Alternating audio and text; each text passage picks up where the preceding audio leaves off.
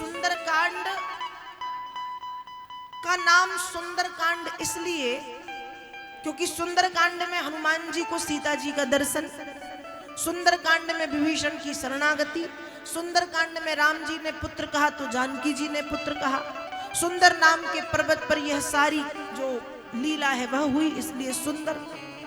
और सुंदरकांड का ध्यान रखिएगा, पाठ जो करता है उसके जीवन में भी सुंदर ही सुंदर होने लगता है।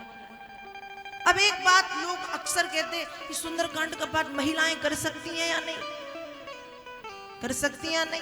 अब मुझे यह समझ में नहीं आता कि सुंदरकांड भी तो है ही रामचरितमानस, सुंदरकांड कहाँ है?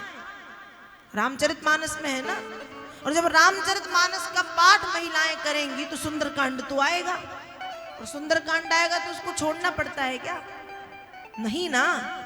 इसलिए ये करना चाहिए, ये नहीं करना चाहिए, इन सब के चक्करों में ज्यादा नहीं पड़ना चाहिए। बस संयम नियम और अपनी मान मर्यादा को ध्यान में रखते हुए सुंदरकांड का पाठ करें।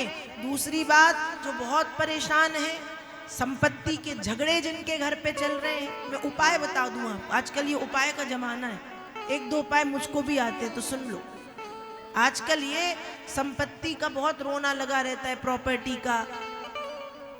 तो उपाय, सुंदरकांड का पाठ यदि 9 की संख्या में किया जाए, सुंदरकांड का पाठ यदि 9 की संख्या, 9 की संख्या मतलब 9 बार, 18 बार, 8 और 1 9, 27 बार, 2 और 7 9, 36 बार, 3 और 6 9, 45 बार, 5 और 4 या 4 और 5 9, 54 बार, 5 और 4 9, 9 की संख्या में, 108 में भी 8 और 1 9, 1008 में भी 8 और 1, तो 9 की संख्या में सुंदरकांड का पाठ अपनी मनोकामना को हृदय में रख के जब राम जी को सुनाया जाता है, किसको सुनाया जाता है?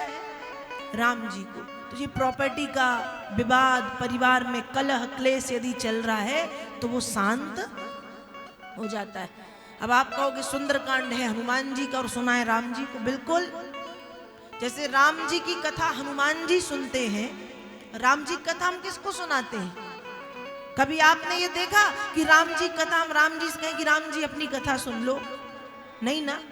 अक्सर हम यही कहते हैं कि राम कथा के रसिक तुम, भक्ति राशि मति धीर, गाधी अपनी लीजिए प्रभु तेज पुंज महावीर। राम कथा कौन सुनता है? हनुमान जी। वैसे सुंदरकांड में क्या है? हनुमान जी की कथा। तो हनुमान जी की कथा कौन सुनेंगे? राम जी।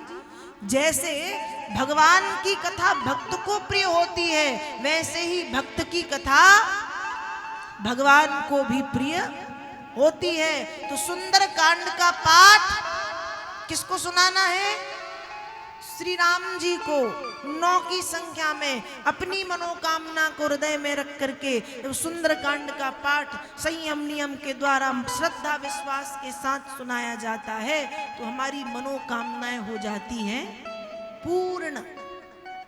पर नियम वही है, सुंदरकांड को शुरू करने से पहले किष्किंधा कांड की वो 7-8 चौपाइयां, जहां हनुमान जी को श्री रामवंत जी महाराज ने उनका बल याद दिलाया है। क्योंकि हनुमान जी को हर बार नए तरीके से उनका बल याद दिलाना पड़ता है, तब वे एक्टिव होते हैं, तब उनको कि हाँ अब मुझे अपने काम में लगना है।